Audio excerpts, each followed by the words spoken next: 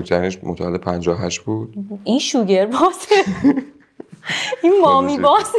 خیلی هم خفن. من مامانم 62 خجالت بکش.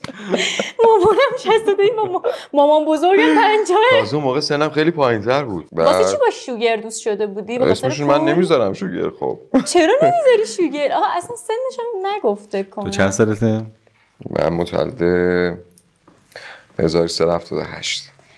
خب 17 روز دیگه 20 سال تولدم بزرگتر بود. 20 سال. آره. بعد میگه شوگر نیست، پس این چیست؟ بعد به خاطر چی باش دوست شده بودی؟ عاشقش شده بودی؟ خب نذار که من اینو بپذیرم. نه خب اون موقع معیارم فرق می‌کرد. معیار چی بود؟ تو از 58 خوشت اومده بود؟ آره. تو آخه من دیدیش. الان دبی بهترین. دبی؟ تو دبی که ما میدونیم چی کار میکنن دیگه، شما نمیخواد توضیح از دبی بدی.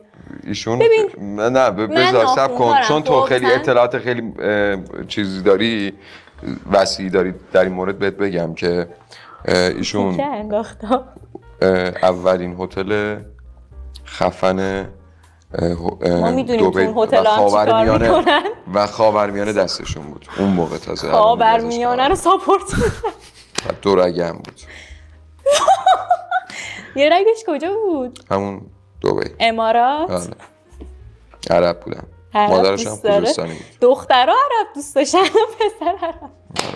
من دوست دارم برگردم الان اگه میبینیم. دوست داری برگردی؟ آره میتونی دعوت کنیم تو هتل. نشه خب هیچ مانی بازی این وسط نه. آره اصلا. پس چرا با دختر 22 ساله دوست نشدی؟ هر چی می‌خرید خودش می‌خرید، دلی می‌خرید.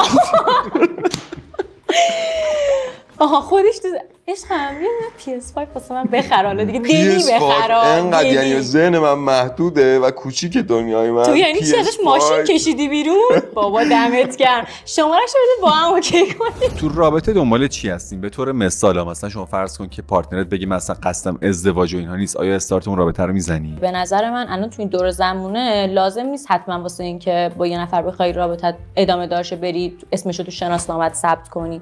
خب تا هر وقت که به نظر من ببینید با هم تفاهم دارید، ازدواج پیش آمده، چیز مهمی نیست به نظر من. تا هر جایی که ببینید مثلا با هم اوکی. من دیدم مثلا دوستای خودم 10 سال با یه پسر دوسته، بعد ازدواج میکنه میبینی 2 هفته بعد طلاق گرفت. خب چرا؟ مگه یه اسم شناسنامه اینقدر تاثیر داره تو زندگی‌ها؟ ولی مثل اینکه داره، چون ازدواج وقتی هست پای